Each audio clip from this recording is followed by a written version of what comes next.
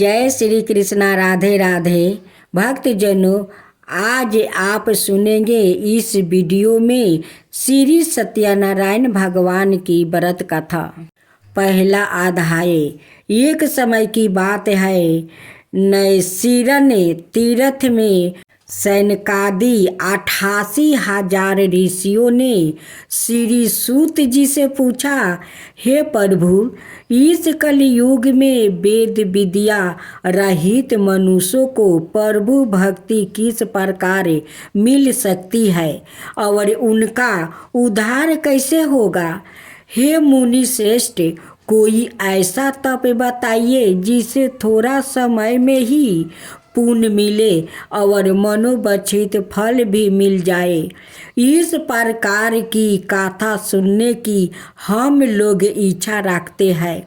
सभी शास्त्रों के गाता सूत जी बोले, हे विष्णु, मैं पूज्या, आप सभी ने प्राणियों के हित की बात पूछी है, इसलिए मैं एक ऐसे श्रेष्ठ और व्रत के बारे में आप लोग को जरूर बताऊंगा, जिसके बारे में नारद जी ने लक्ष्मी नारायण जी से पूछा था और लक्ष्मीपति श्री हरि ने नारद जी से कहा था।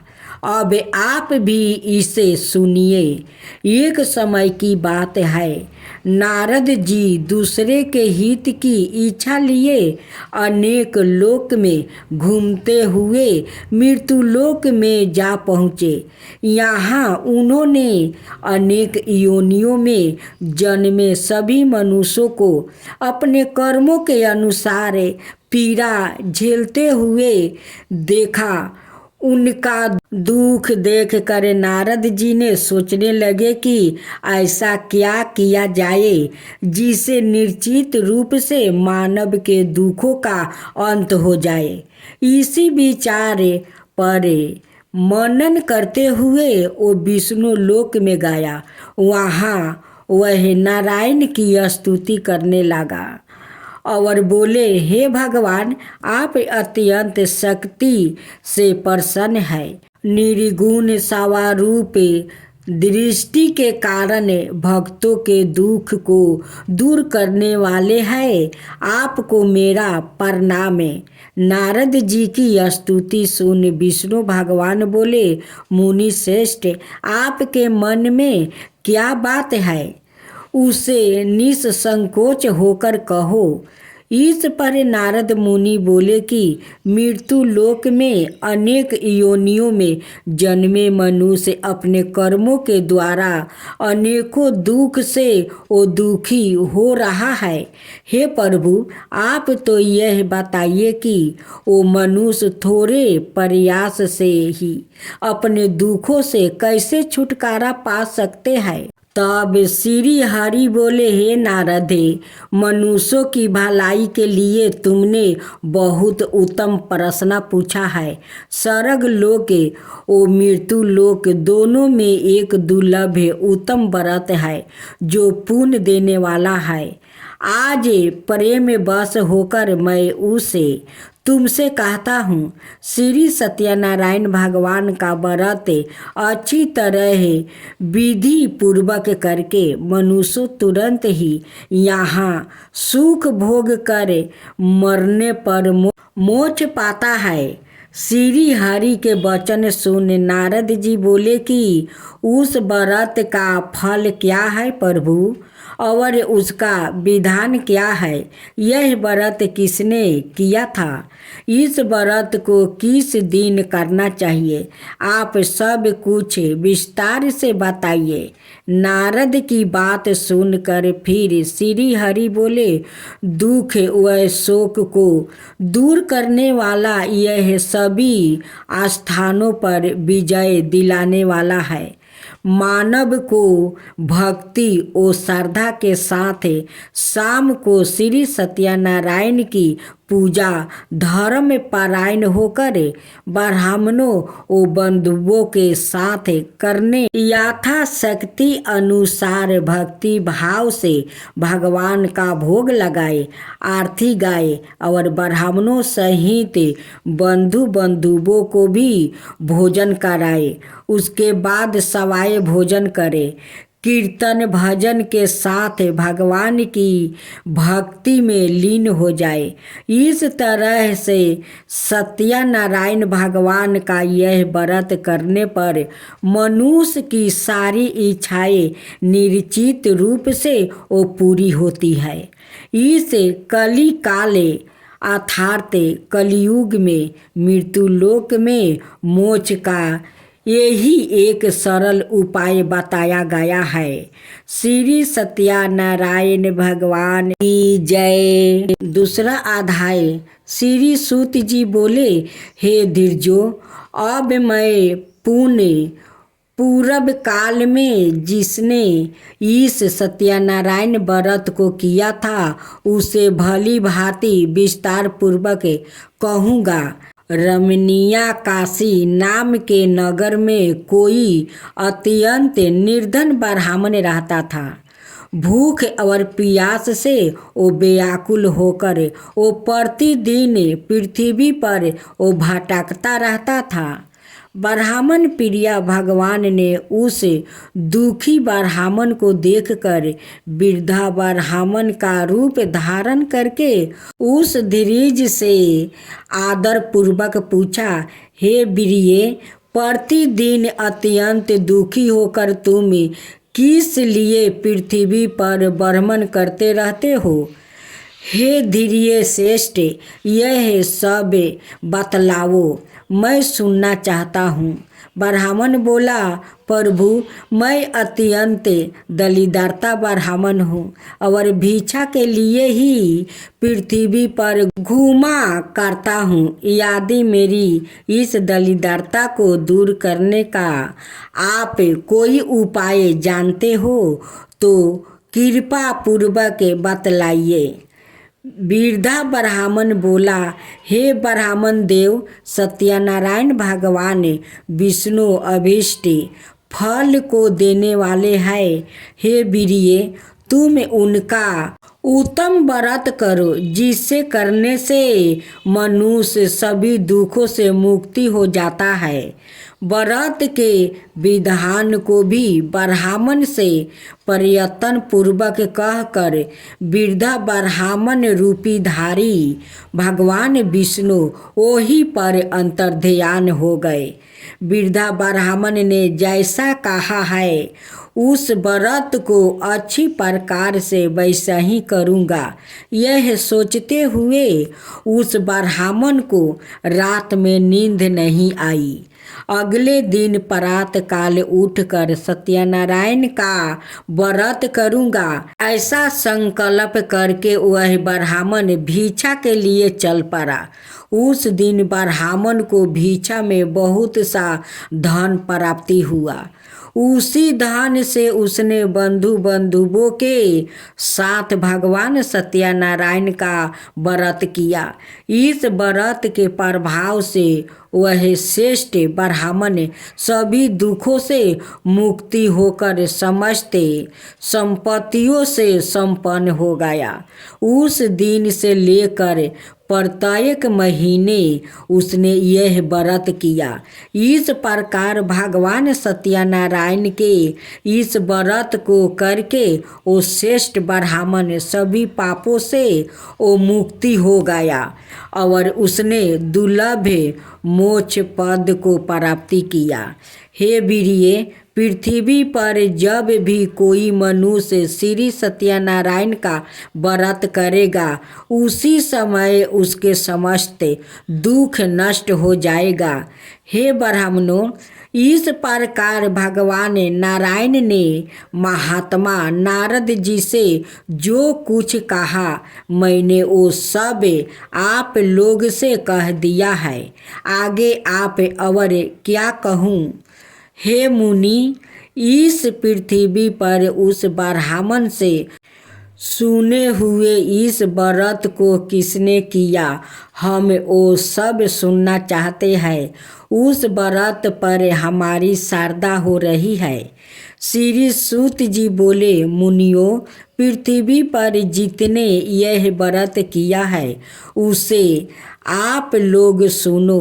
एक बार वह धीर्ज श्रेष्ठ अपनी धन संपत्ति के अनुसार बंधु बंधुओं और परिवारजनों के साथ व्रत करने के लिए उद्यत हुआ। इसी बीच एक लकड़हारा वहाँ आया और लकड़ी बाहर रख कर उस ब्राह्मण के घर गया। प्यास से व्याकुल वो उस ब्राह्मण को व्रत करता हुआ देखकर प्रणाम करके उसे बोला, प्रभु, आप यह क्या कर रहे हैं? इसके करने से किस फल की प्राप्ति होती है? विस्तार पूर्वक मुझसे कहिए। बिरिया ने कहा, यह सत्यनारायण का व्रत है जो सभी मनोरथ को वो वरदान करने वाला है। उसी के प्रभाव से मुझे यह सब महान धन धनाए आदि प्राप्ति हुआ है। जल पीकर और प्रसाद ग्रहण करके वो नगर चला गया। सत्यनारायण देव के लिए मन से ऐसा सोचने लगा कि आज लकड़ी बेचने से जो धन प्राप्ति होगा उसी धन से भगवान सत्यनारायण का श्रेष्ठ व्रत करूँगा। इस प्रकार मन से चिंतन करता हुआ लकड़ी को मस्तक पर राख कर उस सुंदर नगर में गया जहाँ धन संपत्ति लोग रहते थे। उस दिन उसने लकड़ी का दोगुना मूल प्राप्ति किया। इसके बाद प्रसन्न हृदय होकर वह पके हुए केले का फल, शक्कर, घी, दूध और गेहूं का चूरन सवाए मात्रा में लेकर अपने घर आया। तत्पश्चात उसने अपने बंधुओं को बुलाकर विधि विधान से भगवान श्री सत्यनारायण का व्रत किया। उस व्रत के प्रभाव से वह धन पुत्र से संपन्न हो गया और इस लोक में अनेक सुखों का उपयोग कर अंत में सत्यपुर अर्थात वैकुंठ लोग चला गया। श्रीमान नारायण नारायण। तीसरा अध्याय। सूत जी बोले, हे श्रेष्ठ मुनियों, अब आगे की कथा कहता हूँ। पहले समय में उल्लेखमुख नाम का एक वृद्धा मान राजा था। वो सत्य भक्त और जितेंद्रिया था। प्रतिदिन देव स्थानों पर जाता और निर्धनों को धन देकर उनके कष्ट दूर करता था। उसकी पत्नी कमल के समान मुख वाली थी, सती साध्वी थी, भद्राशीली। नदी के तट पर उन्हों दोनों ने श्री सत्यनारायण भगवान का व्रत किया। उसी समय साधु नाम का एक वेश्या आया। उसके पास व्यापार करने के लिए बहुत सा धन भी था। राजा को व्रत देख कर वो विनय के साथ पूछने लगा, हे राजन, भक्ति भाव से पूर्ण होकर आप यह क्या कर रहे हैं? मैं सुनने की इच्छा रखता हूँ, तो आप कृपा करके मुझे बताइए। राजा बोला, मैं अपने बंधुओं के साथ पुत्रादि की प्राप्ति के लिए श्री सत्यनारायण भगवान का व्रत ओ पूजन कर रहा हूँ।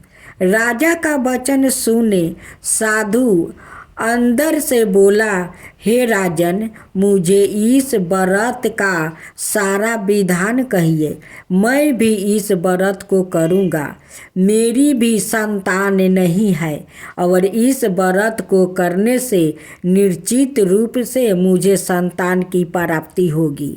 राजा से व्रत का सारा विधान सुन व्यापारी ने निर्भीत हो वो अपने घर गया। साधु ने अपनी पत्नी को संतान देने वाले इस व्रत का वर्णन कह सुनाया और कहा कि जब मेरी संतान होगी तब मैं इस व्रत को करूँगा।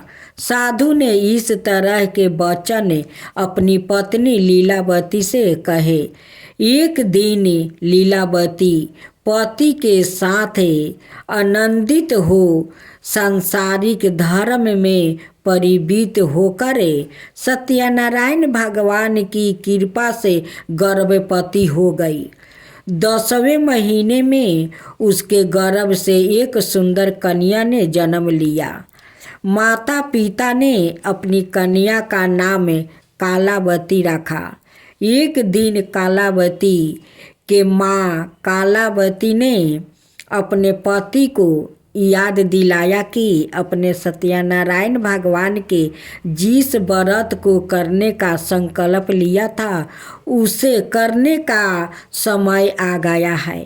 आप इस व्रत को करिए। साधु बोला कि हे वीर्य, इस व्रत को मैं उसके विवाह पर करूँगा। इस प्रकार अपनी पत्नी को आश्वासन देकर वो नगर को चला गया। साधु ने एक बार नगर में अपनी कन्या को सखियों के साथ देखा तो उसे लगा कि उसकी कन्या अब विवाह योग्य हो गई है और उसने कन्या के योग्य वर ढूंढना शुरू कर दिया। एक दिन साधु की बात को ध्यान में रखते हुए एक नगर में पहुंचा और वहां देखभाल कर सुयोग्य मानिक पुत्र को ले आया। सुयोग्य लड़के को देख साधु ने बंधु बांधवों को बुलाकर अपनी पुत्री का विवाह करवा दिया। लेकिन दुर्भाग्य की बात यह है कि साधु ने अभी श्री सत्यनारायण भगवान का व्रत नहीं किया। इस पर श्री भगवान क्रोधित हो गए और श्राप दिया। अपने कार्य में कुशल साधु विनय जमाई को लेकर समुंदर के पास स्थित होकर रत्नासारपुर नगर में गया। वहां जाकर दामाद ससुर दोनों मिलकर चंद्रकेतु राजा के नगर में वो व्यापारी करने लगा। एक दिन भगवान सत्यनारायण की माया से एक चोर राजा का धन चुरा कर वो भाग रहा था। उसने राजा के सिपाहियों को अपना पीछा करते देख चुराया हुआ धन वहां रख दिया जहां साधु अपने जमाई के साथ ठहरा हुआ था। राजा के सिपाहियों ने साधु वेश्या के पास राजा का धन पारा देखा तो वह ससुर जमाई दोनों को बांध कर प्रसन्नता से राजा के पास ले गया और कहा कि उन दोनों चोरों हम पकड़ लिया है, आप आगे की कार्यवाही की आज्ञा दे। राजा की आज्ञा से उन दोनों को कठिन कारावास में डाल दिया गया और उनका सारा धन भी उनसे छीन लिया गया। श्री सत्यनारायण भगवान से श्राप से साधु की पत्नी भी बहुत दुखी हुई। घर में जो धन रखा था उसे चोर चोरा ले गया। शारीरिक और मानसिक पीड़ा वो भूख प्यास से अति दुखी हो अन्न की चिंता में कालावती के ब्राह्मण के घर गई। वहाँ उसने श्री सत्यनारायण भगवान का व्रत होते देखी। फिर कथा भी सुनी। वह प्रसाद ग्रहण कर और रात को घर वापस आई। माता के कालावती से पूछा कि हे पुत्री, अब तक तुम कहाँ थी? तेरे मन में क्या है? कालावती ने अपनी माता से कहा, हे माता, मैंने एक ब्राह्मण के घर में श्री सत्यनारायण भगवान का व्रत देखा है। कन्या के वचन सुन लीलावती भगवान के पूजन की तैयारी करने लगी। लीलावती ने परिवार ओ बंधुओं सहित सत्यनारायण भगवान का पूजन किया और उनसे वर मांगा कि मेरे पति और जमाई शीघ्र घर आ जाए। साथ ही यह भी प्रार्थना की कि हम सबका अपराध क्षमा करें। श्री सत्यनारायण भगवान इस व्रत से संतुष्ट हो गया और राजा चंद्रकेतु को सपने में दर्शन देकर कहा कि हे राजन, तुम उन दोनों वेश्या को छोड़ दो और तुमने उनका जो धन लिया है उसे वापस कर दो। अगर ऐसा नहीं किया तो मैं तुम्हारा धन, राज्य, संतान सभी को नष्ट कर दूंगा। राजा को यह सब कहकर वह अंतर्ध्यान हो गए। प्रातःकाल सभा में राजा ने अपना सपना सुनाया, फिर बोले कि उन दोनों को कैद से मुक्ति कर दो, सभा में लाओ। दोनों ने आते ही राजा को प्रणाम किया। राजा बोला, महानुभावों, आगे बस ऐसा कठिन दुख तुम्हें प्राप्ति हुआ है, लेकिन अब तुम्हें कोई भय नहीं है। ऐसा कहकर राजा ने उन दोनों को नए वस्तु भूषण भी पहनाया और जितना धन उनका लिया था उससे दोगुना धन वापस कर दिया। दोनों वेश्या अपने घर को चल दिया। श्रीमन नारायण नारायण नारायण। अब चौथा अध्याय। श्री सूत जी बोले, साधु विनय मंगल चरण और ब्राह्मणों को धन देकर अपने नगर के लिए चल पड़ा। साधु के कुछ दूर जाने पर भगवान सत्यनारायण की उसकी सत्यता की परीक्षा के विषय में जिज्ञासा हुआ। साधु, तुम्हारी नाव में क्या भरा है? तब धन के मद में चूर दोनों महाजनों ने अवहेलन पूर्वक हंसते हुए कहा, दंडी, क्यों पूछ रहे हो? क्या कुछ दिरबा लेने की इच्छा है? हमारी नाव में तो लाता और पते आदि भरे हैं। ऐसी निष्ठुर वाणी सुनकर तुम्हारी बात सच हो जाए। ऐसा कहकर दंडी सन्यासी को रूप धारण किए हुए भगवान कुछ दूर जाकर समुद्र के समीप बैठ गए। दंडी के चले जाने पर नृत्य क्रिया करने के पश्चात उतराई हुई अर्थात जल में ऊपर की ओर उठी हुई नौका को देखकर साधु अत्यंत आश्चर्य में पड़ गया और नाव में लाता और पते आदि देखकर मूर्छित हो वो पृथ्वी पर गिर पड़ा। सचेत होने पर मानिक पुत्रा चिंतित हो गया। तब उसके दामाद ने इस प्रकार कहा, आप शोक क्यों करते हैं? दंडी ने श्राप दे दिया है। इस स्थिति में ही चाहे तो सब कुछ कर सकते हैं, इसमें संदेह नहीं। आते उन्हीं की शरण में हम चले, वही मन की इच्छा पूर्ण होगी। दामाद की बात सुनकर वह साधु विनय उनके पास गया और वहाँ दंडी को देखकर उसने भक्ति पूर्वक उन्हें प्रणाम किया और आदर पूर्वक कहने लगा, आपके सम्मुख मैंने जो कुछ कहा है असत्य भाषा रूप अपराध किया है। आप मेरे उस अपराध को क्षमा करें। ऐसा कह कर बारंबार वो प्रणाम करके वो महान शोक से अकुल हो गया। डंडी ने उसे रोता हुआ देखकर कहा, हे मूर्ख, रोवो मत, मेरी बात सुनो। मेरी पूजा से उदासीनी होने के कारण और मेरी आज्ञा से ही तुमने बारंबार दुख प्राप्ति किया है। भगवान की ऐसी वाणी सुनकर वो उनकी स्तुति करने लगा। साधु ने कहा, हे प्रभु, यह आश्चर्य की बात है कि आपकी माया से मोहित होने के कारण ब्राह्मण आदि देवता भी आपके गुणों और रूपों को यथावत रूप से नहीं जान पाते।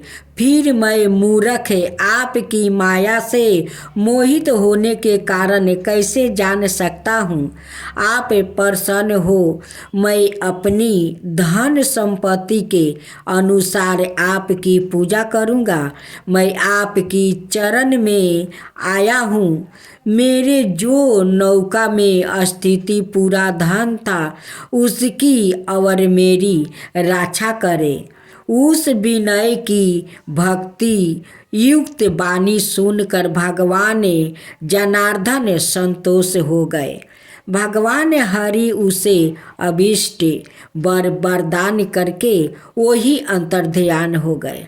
उसके बाद वह साधु अपनी नौका में चढ़ा और उसे धन धनाई से परिपूर्ण देखकर भगवान सतदेव की कृपा से हमारा मनोरथ वो सफल हो गया। ऐसा कहकर सवर्जनों के साथ उसने भगवान की विधिवत पूजा की। भगवान श्री सत्यनारायण की कृपा से वह आनंद से परिपूर्ण हो गया और नाव को प्रयत्न पूर्वक संभाल कर उसने अपने देश के लिए प्रस्थान किया। साधु विनय ने अपने दामाद से कहा, वह देखो, मेरी रतनपुर नगरी दिखाई दे रही है। इसके बाद उसने अपने धन के रक्षक दूत को अपने आगमन का समाचार देने के लिए अपनी नगर में भेजा। उसके बाद उस दूत ने नगर में जाकर साधु की भैरा को देखकर हाथ जोड़कर प्रणाम किया और उसके लिए अभीष्ट बात कही। सेठ जी अपने दामाद और बंधुओं के साथ बहुत सारे धन धनाई से संपन्न होकर वो नगर के निकट पधार गए हैं। दूत के मुख से यह बात सुनकर वह महान आनंद से विहील हो गई और उस साध्वी ने श्री सत्यनारायण की पूजा करके अपनी पुत्री से कहा, मैं साधु के दर्शन के लिए जा रही हूँ, तुम शीघ्र आओ। माता का ऐसा वचन सुनकर व्रत को समाप्त करके प्रसाद का परित्याग कर वह कालावती भी अपने पति का दर्शन करने के लिए वो चल पड़ी। इससे भगवान सत्यनारायण रूठ गए और उन्होंने उनके पति को और नौका को धन के साथ हरण कर जल में डुबा दिया। इसके बाद कालावती कन्या अपने पति को ना देखे महान शोक से वो रोदन करती हुई पृथ्वी पर गिर पड़ी। नाव का अदृक्ष और कन्या को अत्यंत दुखी देखकर भयभीत मन से साधु विनय से सोचा, यह क्या आश्चर्य हो गया। नाव का संचालन करने वाले भी सभी चिंतित हो गए। तदंतर वह लीलावती भी कन्या को देखकर विहील हो गई और अत्यंत दुख से विलाप करती हुई अपने पति से इस प्रकार बोली, अभी अभी नौका के साथ वह कैसे अलिच्छित हो गया। ना जाने किस देवता की उपेक्षा से वह नौका हरण कर ली गई है। अथवा श्री सत्यनारायण का महात्मा कौन जान सकता है। ऐसा कहकर वो सबर जनों के साथ विलाप करने लगी और कालावती कन्या को गोद में लेकर वो रोने लगी। कालावती कन्या भी अपने पति के नष्ट हो जाने पर दुखी हो गई और पति की पटुका लेकर उनका अनुमगन करने के लिए उसने मन में निश्चय किया। कन्या के इस प्रकार के आचरण को देखकर भैरा सहित वह धर्मगत साधु विनय अत्यंत शोक संपत्त हो गया और सोचने लगा, यह तो भगवान सत्यनारायण ने यह अपहरण किया है, अथवा हम सभी भगवान सत्यदेव की माया में मोहित हो गया है। अपनी धन शक्ति के अनुसार मैं भगवान श्री सत्यनारायण की पूजा करूँगा। सभी को बुलाकर इस प्रकार कहकर उसने अपने मन की इच्छा प्रकट की और बारंबार भगवान सत्यदेव को दंडवत प्रणाम किया। इससे दिनों के परिपालक भगवान सत्यदेव प्रसन्न हो गए।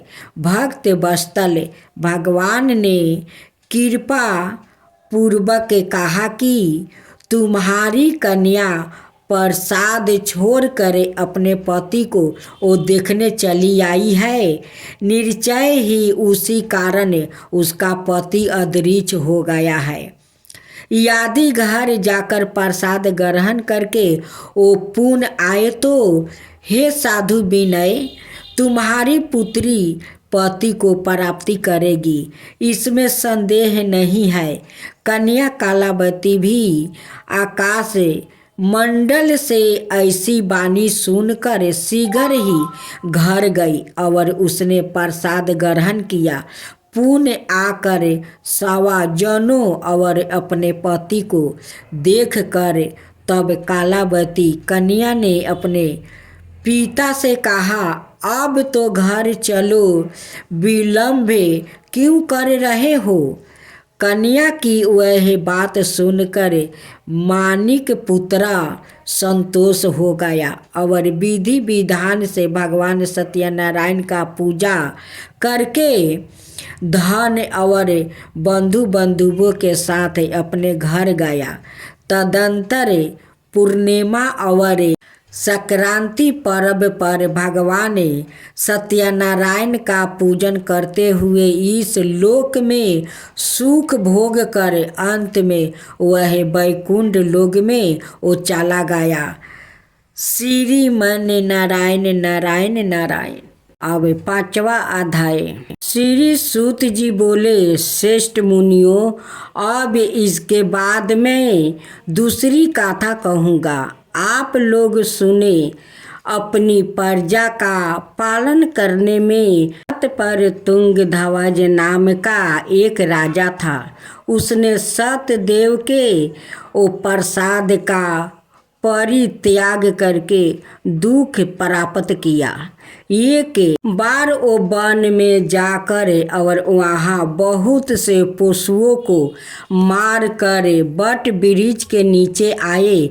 वहाँ उसने देखा कि गोपगण बंधु बंधुओं के साथ संतुष्ट होकर भक्ति पूर्वक भगवान सत्यदेव की वो पूजा कर रहे हैं।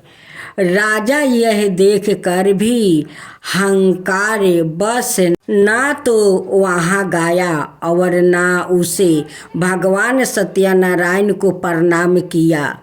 पूजन के बाद सभी गोपगण भगवान का प्रसाद राजा के समीप रख कर वहाँ से लौट आए और इच्छा अनुसार उन सभी ने भगवान का प्रसाद ग्रहण किया।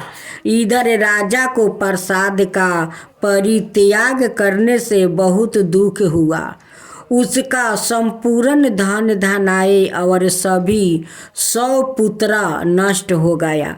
राजा ने मन में यह निश्चय किया कि अबर से ही भगवान सत्यनारायण ने हमारा नाश कर दिया है, इसलिए मुझे वहाँ जाना चाहिए जहाँ श्री सत्यनारायण का वो पूजन हो रहा था।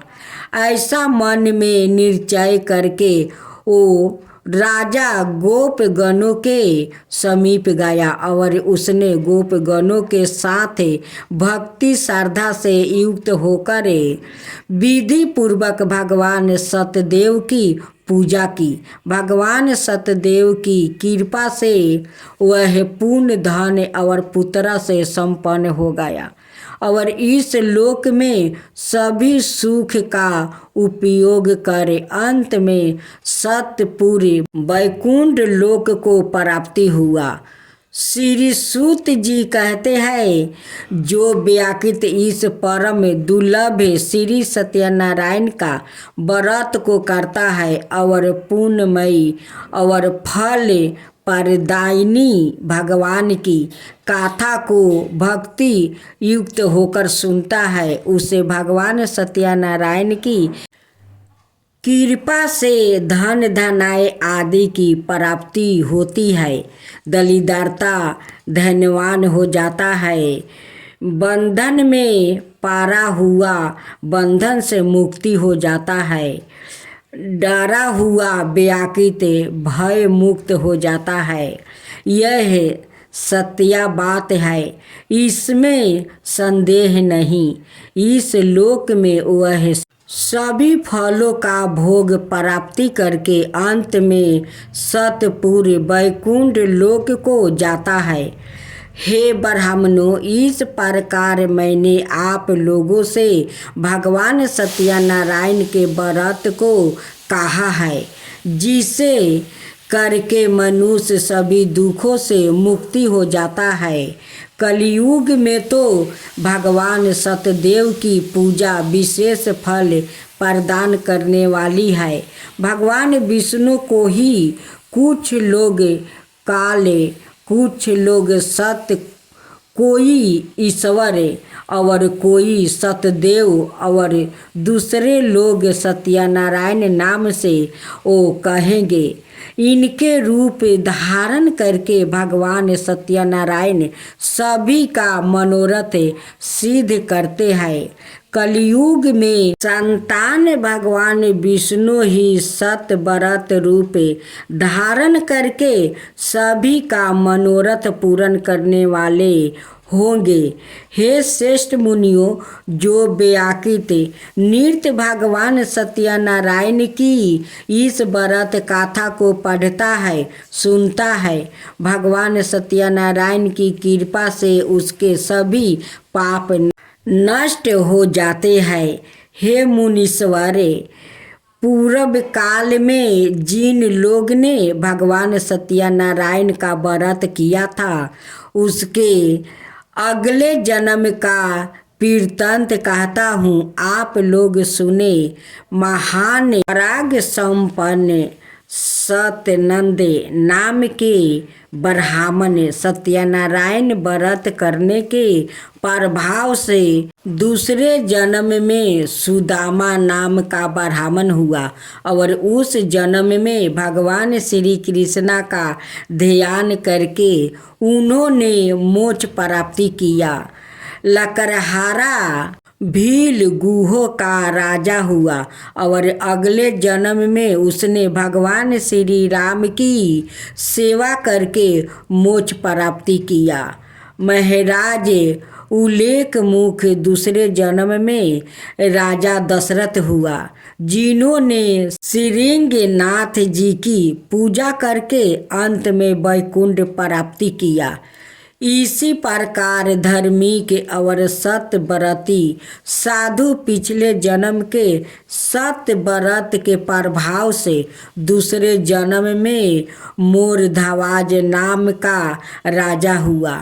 उसने और से चीर कर अपने पुत्रा की आधी देह भगवान विष्णु को अर्पित कर मोक्ष प्राप्ति किया।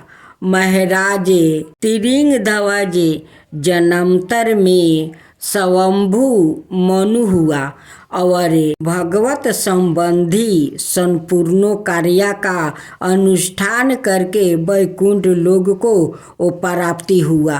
जो गोपगण थे वो सब जन्मांतर में ब्रज मंडल में निवास करने वाले गोप हुआ और सभी राक्षसों का संहार करके उन्होंने भी भगवान का स्वस्थ धाम लोक का प्राप्ति किया।